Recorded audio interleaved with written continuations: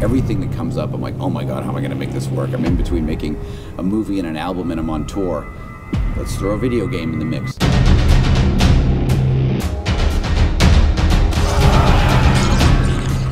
So when Assassin's Creed thing came up and it was all taking place during the French Revolution, I thought that was incredibly attractive because it is such a dark, weird time, yet so visually stunning that I thought, well, at first it seemed like an odd thing for a video game, but after getting deeper into it, I realized that it was perfect. Tony Moore will be helping to imagine some of this, doing the storyboards and the layout art. I thought, well, he's fantastic, so that'll be a great combination.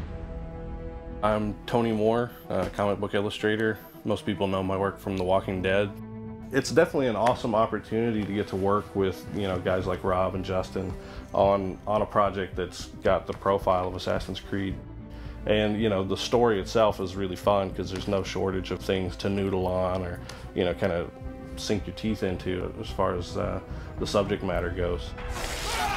When Ubisoft first approached us about producing the project, they had a very specific outline of some key events that they wanted us to touch on that took place during the French Revolution. So we gave Rob a very specific sort of framework to work with him, but we gave him enough room that he could put his stamp on it and really, put some of his really brutal visualizations to the story.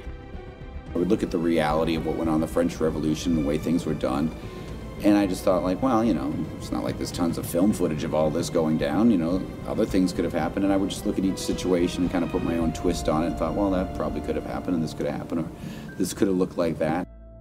I had a lot of fun drawing a simple frame, but King Louis XVI's severed head just laying on the ground, and you can see the kind of like ham steak of the neck. It was awesome because I could, lay it in and put all the details in there.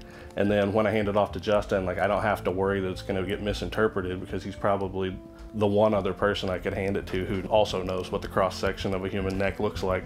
The way that Tony works, it's completely different than the way that I do my layouts. Doing all the detail shots where it's super close-ups of, like a knife in an eye or a severed head or just something spurting out of something. It's really fun. And watching what the post team is doing is really cool, where they're doing like the 3D mapping and changing the stuff that I see is kind of generally flat and turning it into a world. What I love about Tony Moore's artwork is it's so expressive and intense, and he takes you into these situations that are so fun to animate because the characters almost will themselves to life. Kyle from New Science really wanted to see how far we could push the envelope, so we developed some new techniques to bringing the characters and environments to life in an organic way that was true to the original art. Really what brought the whole story together was Fyodor, the actor who played the executioner. When we first heard his voice, we really knew that he was the executioner, like he was our guy. He went into a studio in Paris and just delivered just the most incredible performance. No longer would we be left to die.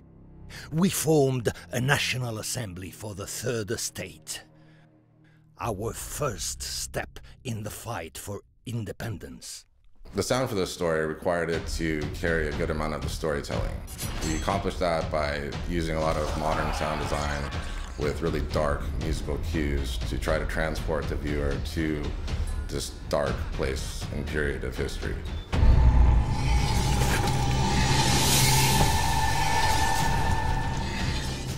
I think that's probably quintessentially Rob is that juxtaposition of sexiness and just gross.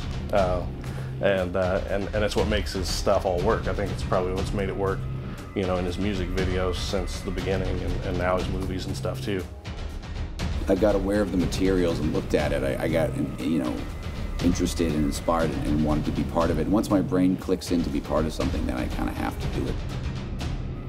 It's just outside of the realm of what I usually do, like just enough that it's challenging, which keeps it engaging. And in that aspect, it's been a load of fun and probably one of the coolest games I've ever gotten to work on.